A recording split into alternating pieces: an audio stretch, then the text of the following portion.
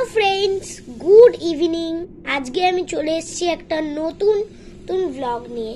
আজকে একটা ছোট ব্লগ করব। আজ হচ্ছে রবীন্দ্র জয়ন্তী, রবীন্দ্রনাথ ঠাকুরের জন্মদিন। তাই সেই উপলক্ষে আমি শোনাবো রবীন্দ্রনাথ ঠাকুরের লেখা দামোদর শেঠ কবিতা।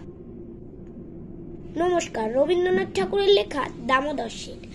অল্পেতে খুশি হবে দামোদর শেঠ কি, মুরকির মোয়া চাই চাই ভাজা ভেটকি। আনবে কটকি জুতো মটকিতে ঘি এনো, জলপাইগুড়ি থেকে এনো কই যে এনো। চাঁদনিতে পাওয়া যাবে বোয়ালের পেটকি, চিনে বাজার থেকে এনো তো গরম চা।